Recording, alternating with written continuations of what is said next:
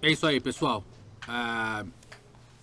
Episódio 6 é sobre a Bíblia. Vamos começar a bolar algumas ideias, Ok, tá? pessoal. As grandes ideias para isso são dicas sobre como ler a Bíblia, o propósito da Bíblia boa ideia. Oi, gente. e o Desculpa, que é a a gente Bíblia. devia ir pra Boa Londres. ideia. Poderíamos ir à Catedral de St. Paul, entrevistar o Nick Gamble e... Legal. Eu tenho Adorei até a ideia. uma tia que Peraí, mora lá. é sério? Você não tem é uma... minha tia de verdade, não, Ok, mas pessoal, eu pessoal, considero temos que muito fazer ela. aquela pergunta. Naufragou em uma ilha deserta, só pode levar 3 coisas. O que você levaria? Eu adoro Vamos essa. fazer isso, vamos começar por uma ilha deserta e vamos pôr o Ben na ilha seria deserta, legal. tá? Peraí, o quê?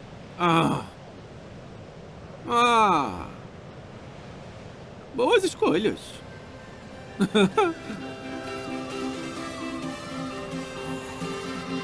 É um bom dia. O meu livro preferido, uma barraca, uma prancha.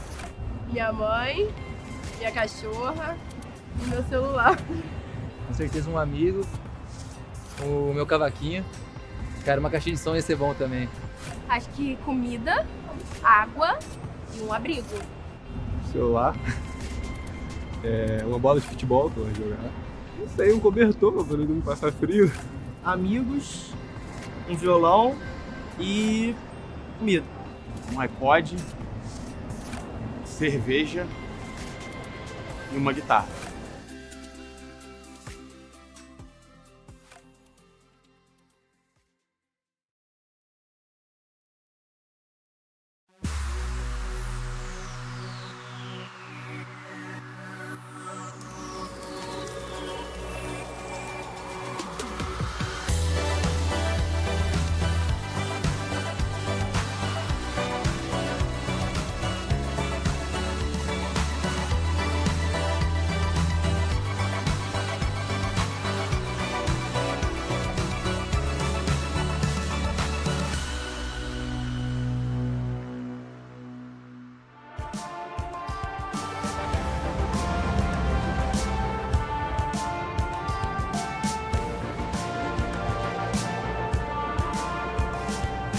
Alguns dos livros mais vendidos de todos os tempos incluem a trilogia de Jogos Vorazes, que vendeu mais de 50 milhões de cópias. O Leão, a Feiticeira e o Guarda-Roupa, com 85 milhões.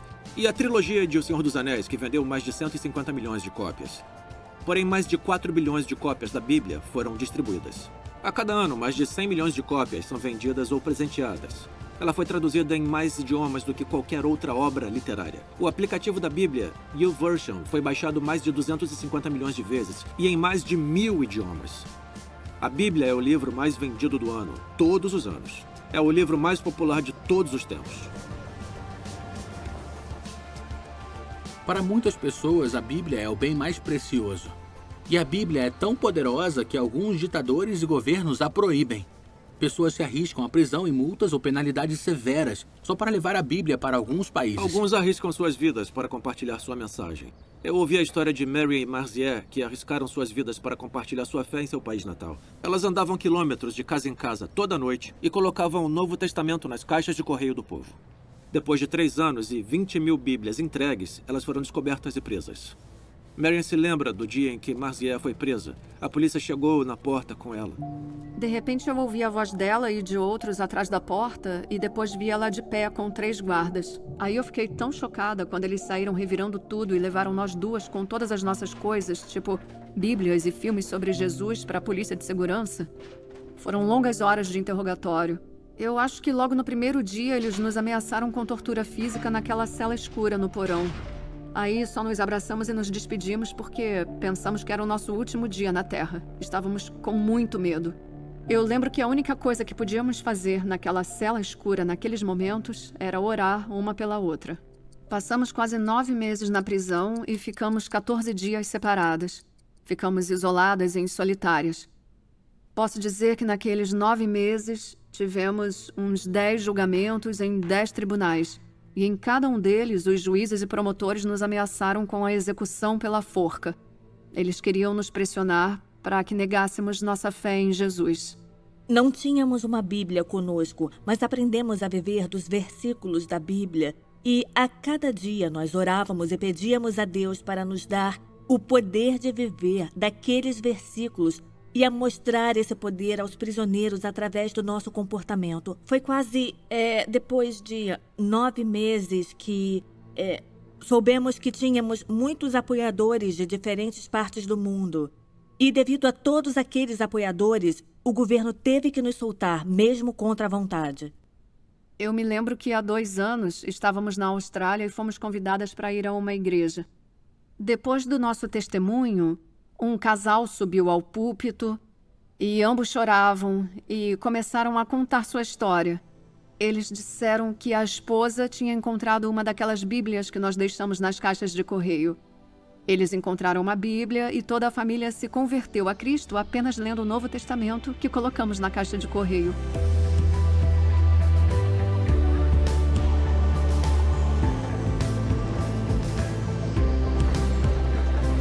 Então, o que é a Bíblia? A Bíblia é um livro, ou mais precisamente, uma coleção de livros. A origem da palavra Bíblia é latina, que significa livros ou biblioteca de livros.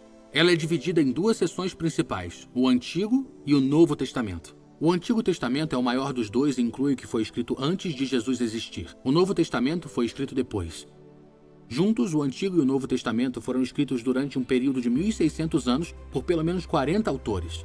Reis, eruditos, cobradores de impostos, filósofos, pescadores, poetas, estadistas, historiadores, professores, profetas e médicos. Eles escreveram diferentes tipos de literatura, como história, poesia, profecia e cartas. A Bíblia é 100% obra de autores humanos, mas os cristãos acreditam que ela também é 100% inspirada por Deus. Mas como isso é possível? Um dos maiores arquitetos ingleses, Sir Christopher Wren, é mais conhecido por construir a Catedral de St. Paul em Londres. Ele foi o arquiteto-chefe do projeto, que levou cerca de 36 anos para terminar. Como arquiteto, planejou cuidadosamente onde cada pedra deveria ficar. E embora ele mesmo nunca tenha assentado uma pedra, ninguém contesta o fato de que ele a construiu. Sir Christopher foi a inspiração por trás de tudo. De um modo similar, na Bíblia existem diferentes autores, mas um arquiteto, uma inspiração por trás de tudo: o próprio Deus. 2 Timóteo 3,16 diz: toda a Escritura, referindo-se à Bíblia, é inspirada por Deus. Em outras palavras, a Escritura é inspirada por Deus. A Bíblia não é uma coleção de escritos aleatórios. É a mensagem do amor de Deus para o mundo. Na Bíblia diz que conhecereis a verdade e a verdade vos libertará. Então acho que a Bíblia é a própria verdade que te leva à liberdade. Eu acho que a Bíblia está aqui pra gente para poder indicar o nosso destino. Como é um livro muito extenso, um livro que tem muitas palavras, muitas versões. Mas para mim o propósito é ajudar a gente de alguma forma. É um elemento de vida, né, para todos, é uma igualdade para todos, assim, não só para uma pessoa, um benefício de alguém, um benefício geral. Seguir enganando e sendo um instrumento de dominação dos menos favorecidos. Nos instruir para fazer as coisas certas e seguir a Deus. A Bíblia é um manual que a gente tem, que a gente aprende muito todos os dias. O propósito dela, mas eu acho que ela ajuda as pessoas a ter uma direção.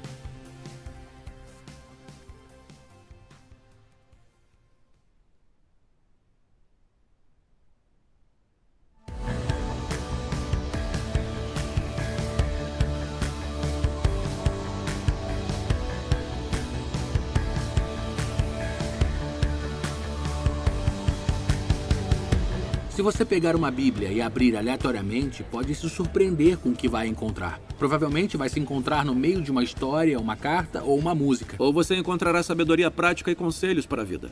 Em 2 Timóteo diz: toda a Escritura é inspirada por Deus e útil para o ensino, para a repreensão, para a correção e para a instrução na justiça, para que o homem de Deus seja apto e plenamente preparado para toda boa obra. A Bíblia, ou a Palavra de Deus, é a autoridade máxima para o que acreditamos e como vivemos.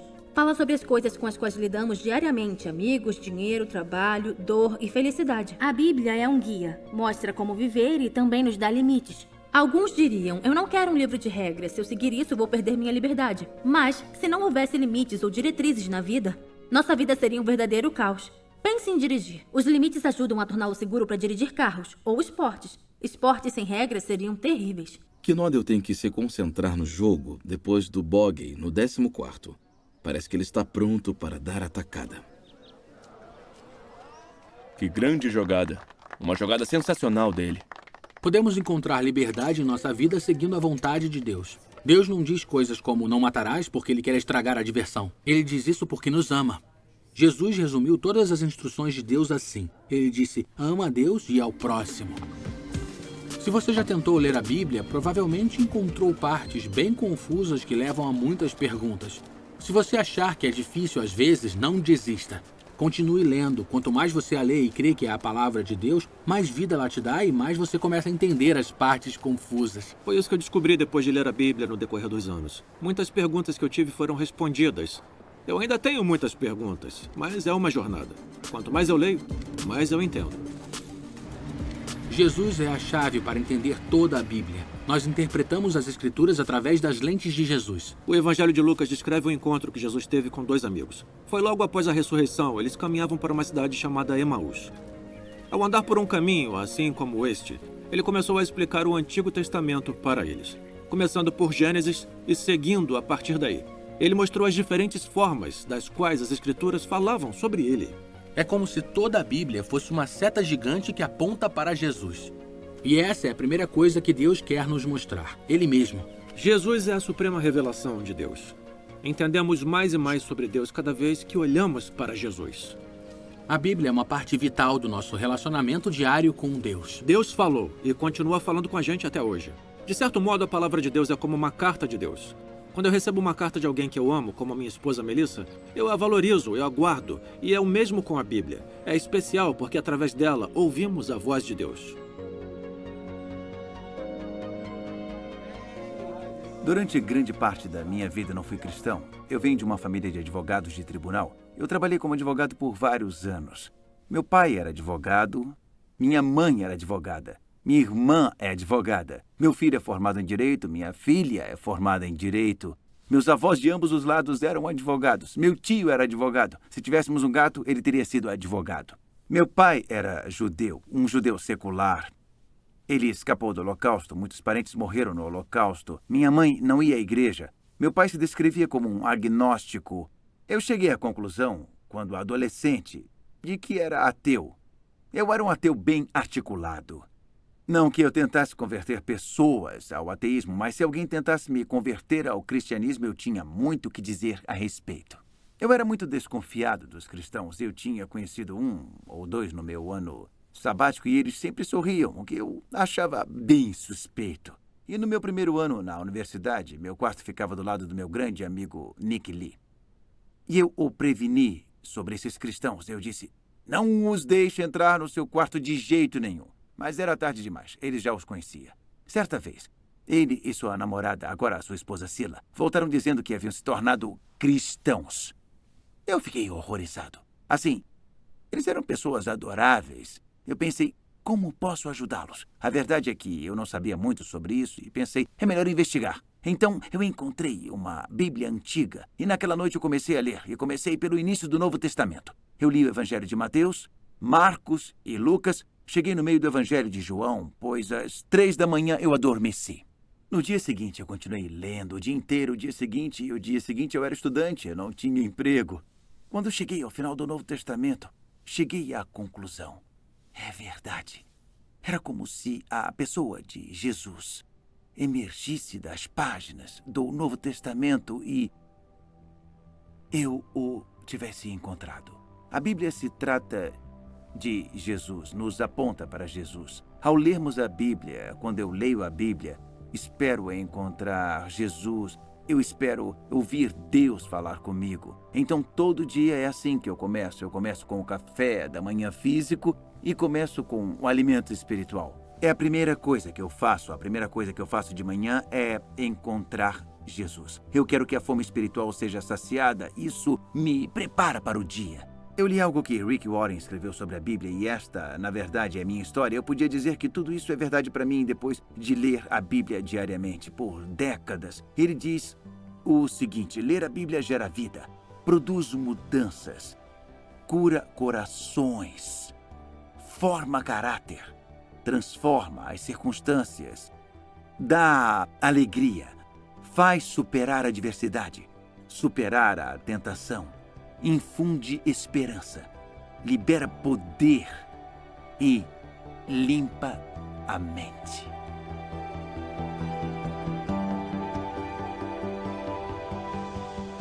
Eu tenho um tempo que eu não leio, posso ser bem sincero, mas sempre que você ler por ler, você não vai entender. Quando você perde o discernimento do espírito, é sempre... você aprende bastante. Eu pensei que seria muito difícil pela forma de interpretar, mas tá sendo bem fácil. Eu acho que também é um jeito de Deus falar com a gente. Eu já tentei também, só que uma vez peguei em casa, tinha uns 8 anos, já tentei e falei, não entendo nada disso aqui, fechei e guardei. Quando eu era mais novo, eu tinha o hábito de ir mais à igreja. Eu cresci devido a trabalho, estudo, aí já nem tanto tempo, aos poucos você vai se afastando. Já tentei, quando chega ali no livro de números, às vezes fica meio complicado.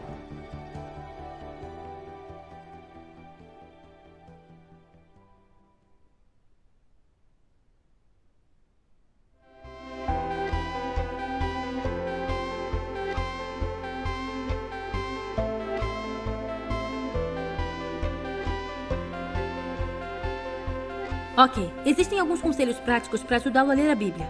O primeiro conselho é conseguir uma Bíblia. Você pode pedir ajuda ao seu anfitrião do Alpha para encontrar uma. Você também pode encontrar Bíblias online ou em um aplicativo. Nós amamos o aplicativo da Bíblia YouVersion. Então, o segundo conselho é que você encontre um horário e um lugar conveniente para você. Por exemplo, se você for uma pessoa matinal, pode tirar 10 minutos pela manhã, comer alguma coisa e ler alguns versículos. Sim, ou você poderia ouvir a Bíblia no caminho para o trabalho ou a escola.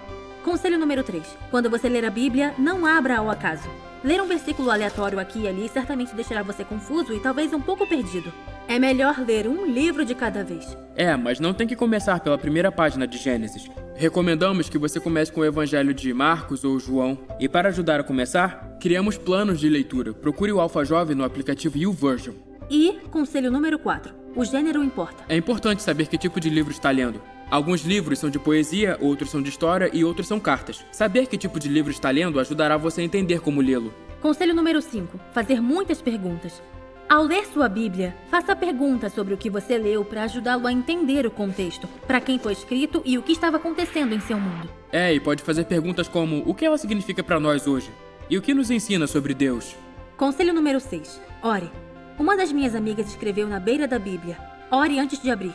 Ou seja, toda vez que ela ia ler sua Bíblia, ela se lembrava de conversar com Deus sobre isso. Agora, o conselho final, a dica número 7, é conversar com os outros. Sabe, ler a Bíblia não é algo que devemos fazer sozinhos. Converse com um amigo sobre o que você leu e não tenha medo de fazer perguntas. E esses são os nossos 7 conselhos.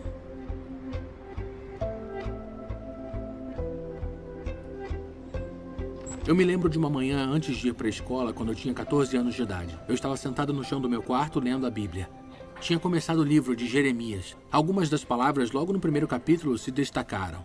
Isto é o que diz: antes de formá-lo no ventre, eu o escolhi. Antes de você nascer, eu o separei e o designei profeta às nações. Mas eu disse: soberano Senhor, eu não sei falar, pois ainda sou muito jovem. O Senhor, porém, me disse: não diga que é muito jovem. A todos a quem eu o enviar, você irá e dirá tudo o que eu lhe ordenar. Não tenha medo deles, pois eu estou com você para protegê-lo. Naquele momento, senti que Deus estava falando comigo. Era como se as palavras saltassem das páginas. Ver Deus chamar Jeremias tão jovem me lembrou de que Deus usa os jovens assim como eu era, e que eles nem sempre são seguros ou qualificados.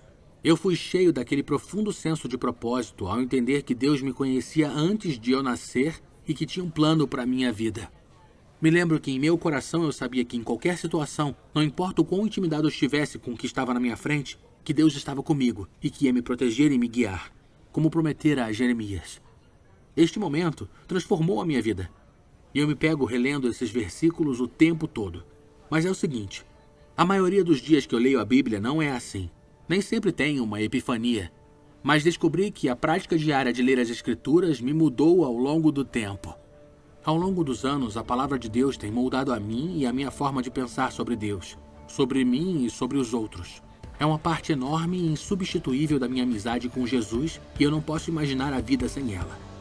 Talvez você nunca tenha tentado ler a Bíblia antes ou não faça isso há um certo tempo. Nós esperamos que você sinta que é algo que você pode tentar fazer hoje.